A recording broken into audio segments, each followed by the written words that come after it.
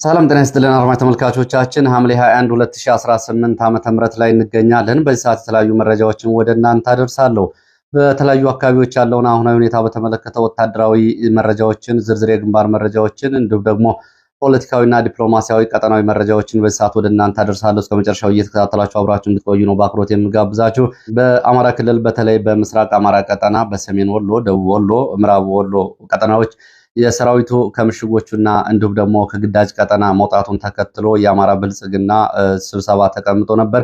ትላንትና አመሻሹን ተለዋጭ መመሪያ ተሰጥቷል። ብልጽግና ይፈርሳል፣ ካልሆነም ደግሞ አደጋ ይገጥመዋል በሚል የየአካባቢ የብልጽግና ባለስልጣናት ተማጽኖ እያቀረቡ ነው የሚገኙት። ከዚህ ጋር በተያያዘ ትላንትና አመሻሹን የአማራ ብልጽግና ባለስልጣናት ከመከላከያ አዛዦች ጋር የነበራቸው ስብሰባና የተሰጠው አቅጣጫ ምንድን ነው የሚለውና የብልጽግናን መፍረስ ለመጨረሻ ጊዜ ስጋት ውስጥ የጣለው ጉዳይ በተመለከተ ዝርዝር መረጃዎችን አደርሳችኋለሁ።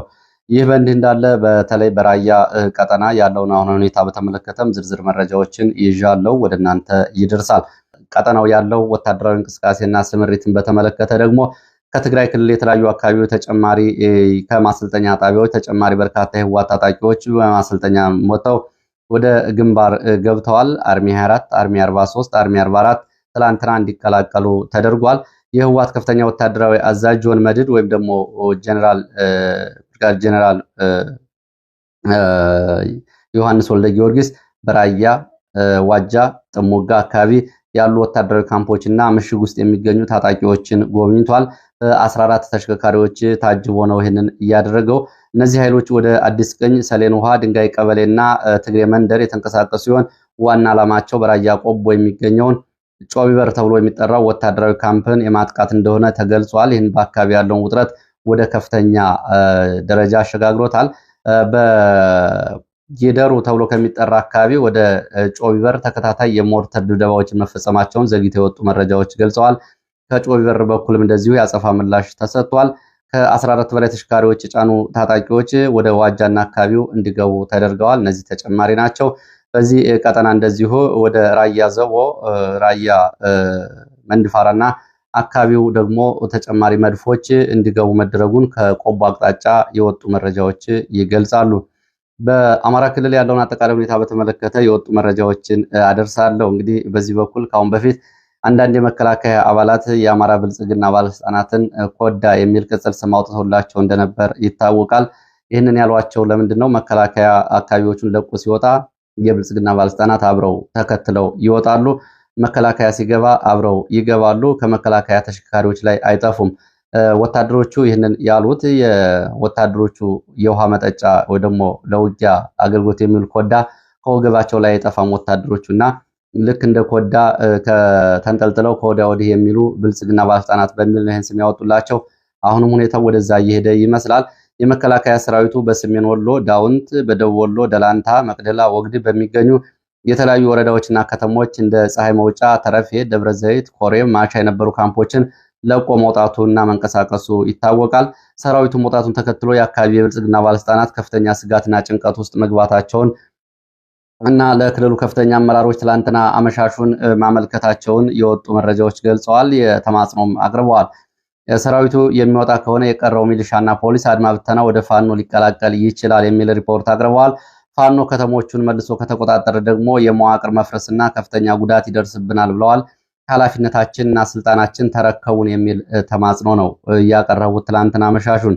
ይህንን ተከትሎ በሰሜን ወሎ መቄት የነበረው ሰራዊት እቃውን ጨርሶ እቃውን ሸክፎ ወደ ራያ ግንባር ሊንቀሳቀስ ሲል የክልሉ ከፍተኛ ባለስልጣን አቶ ፍስሐ ደሳለኝ ከአካባቢው አመራሮች ጋር ከተወያዩ በኋላ ከመከላከያ አዛዦችን በመለመን ቀሪው ሰራዊት ባለበት እንዲቆይ አስደርገው የብልጽግና ባለስልጣናትን ከመሰደድ አትርፈዋል። ለአንድ ቀን በመቅደላ ወረዳ የሚገኙ የብልጽግና ባለስልጣናትም ስልጣናችን ተረከቡን ማለታቸውን ተከትሎ ኮሬብና አካባቢው ደብረ ዘይት የወጣው ኃይል ባለበት እንዲቆይ ማሻ እንዲሁም ደግሞ ተጨማሪ ኃይል ከጊምባ እንዲወጣላቸውና ይህንን ቦታ ስትራቴጂክ መሆኑን በመማፀን ለትላንትናው ሰራዊቱን እንቅስቃሴ እና ተጨማሪ ኃይል እንዲገባላቸው አድርገዋል።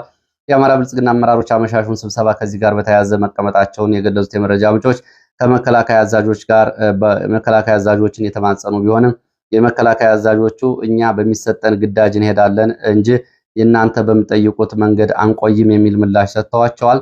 ይሄ አቋም ለአማራ ብልጽግና አደረጃጀት መዋቅር ከፍተኛ ድንጋጤ የፈጠረና የመጨረሻ ስጋት ሆኖ ቀርቧል። በየአካባቢው የራሳችሁን ኃይል አጠናክሩ የሚል አቅጣጫ ነው እየተሰጠው። እንግዲህ በሰሜን ወሎ፣ ደቡብ ወሎ እና ምዕራብ ወረዳዎች ያለው አጠቃላይ ሁኔታ ይህንን ይመስላል።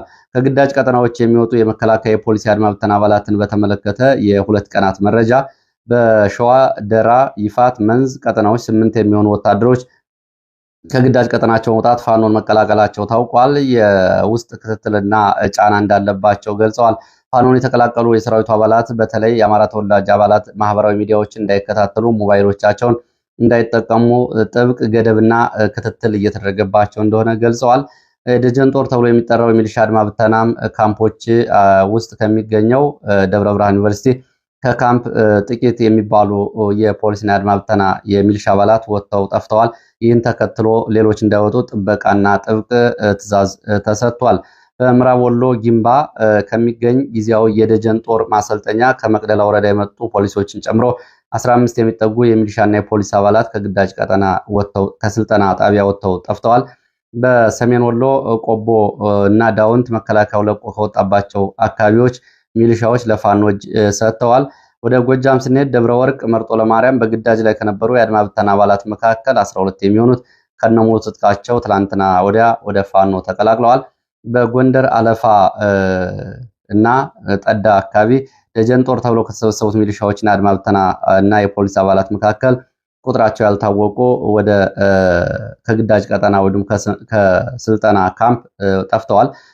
በዚህም የቡድን መሳሪያ ጭምር የያዙ የአድማ ብተና አባላት ይገኙበታል ተብሏል። ወደ ምዕራብ ኢትዮጵያ የሚወስድን መረጃ አስከትላለሁ። በምዕራብ ኢትዮጵያ ያለውን አጠቃላይ ሁኔታ በተመለከተ የቅጥረኞች ወታደሮችን ሁኔታ በተመለከተ ከኒጀር፣ ከቻድ፣ ከሊቢያ፣ ከኢትዮጵያ፣ ከደቡብ ሱዳን፣ ከኮሎምቢያ፣ ከዩክሬን የተመለመሉ ቅጥረኛ ወታደሮች በሊቢያ እና ቻድ አውሮፕላኖች በደቡብ ሱዳን በየብስ በኩል ወደ አካባቢው እየገቡ እንደሆነ መረጃዎች ገልጸዋል። እነዚህ ቅጥረኛ ወታደሮች ክፍያ የሚፈጸምላቸው በአረብ ኤሚሬትስ እንደሆነ የገለጹት የመረጃ ምንጮች በቅርቡ በዳርፉርና ኮርዶፋን ሽንፋት የገጠመው የፈጥኖ ደራሽ ኃይሉ በኢትዮጵያ ቤንሻንጉል በኩል ወደ ኩርሙክ ባሉት አካባቢዎች የድሮን የእግረኛ ቴክኒካዊ ተሽከርካሪዎችን በመጠቀም የሞተር ብስክሌቶችና የጦር መሳሪያዎችን እያዘጋጀና እያደራጀ እንደሆነ መረጃዎች ገልጸዋል። ይህ ዘመቻ ከምስራቅ አቅጣጫ መጠነ ሰፊ ማጥቃት በመክፈት ኩርሙክን፣ ጥቁር አባይ ግዛትን፣ ደማዚን ጨምሮ ደቡብ ምስራቅ ሱዳንን መልሶ ለመቆጣጠር ያለመ ዝግጅት እንደሆነ መረጃ ምንጮቹ ገልጸዋል።